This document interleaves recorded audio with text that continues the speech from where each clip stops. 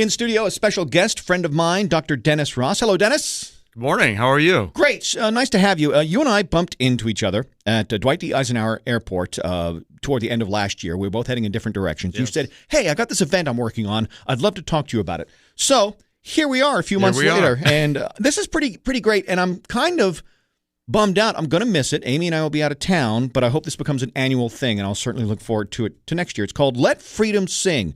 Tell me about it. So this is the fourth time that we've done this. It's probably, I'm guessing, the biggest patriotic event in Wichita. It's a free event for the community. That's what's nice. Yep. The city helps support it by providing buses for the parking. You have to park at Textron parking. Okay. So it starts out with free hot dogs. Nice. Chips and a drink. Because really, what's more American than that, right? For children, we have games that are provided by a lady from Exploration Place. Okay. For the adult children, we have a car show, which is kind of fun. Nice. Then following that, we have a concert that is with the Wichita Grand Opera's orchestra. Wow. And a 60-member choir. Okay. It starts out, though, with the Parade of Nations. So we have people who have immigrated here who have become citizens. Okay.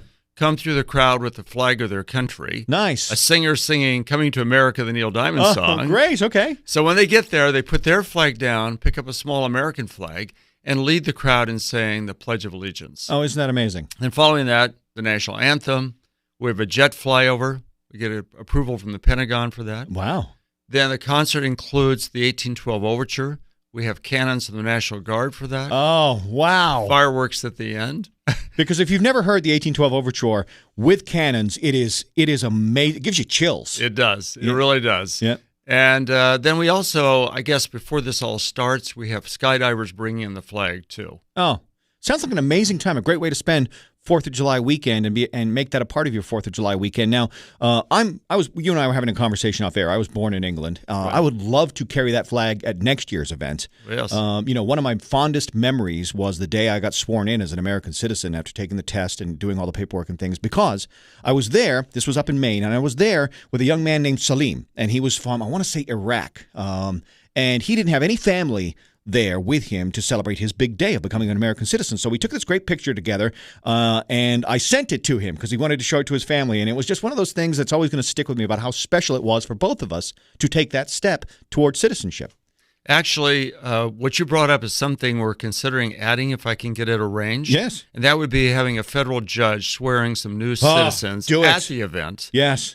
Then have them join in the Parade of Nations. Well, look, you're a pretty well-connected guy. I mean, if you could call the Pentagon for a flyover, I'm pretty sure you can get this done. Well, it's a great event. It's very heartwarming. We come together as Americans. Mm-hmm. We don't get into politics. Good. We celebrate our veterans, active military, and first responders. They get special seating, and we honor them.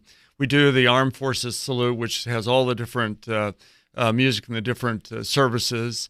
It's really, really a moving event, to be very honest. Celebrate our differences and celebrate the things that make us alike, which is good. That's correct. Yeah. So this is happening at Holy Cross right there on North Greenwich, correct. Right? It's a collaboration between Holy Cross Church and the Wichita Grand Opera. So the idea, obviously, is to grow this event. Not next year, but the year after you'll do the Parade of Nations again. There's a reason for that. Why do you want to do that? Well, we'd like to make it a special event for the 250th anniversary of our country. Okay. So we want to make it a little bit bigger, if you can imagine that with all the things we have going on. Sure. And maybe have a headline-type person as a singer there. Okay, all right. So headlining act, 250th anniversary of our country, Parade of Nations.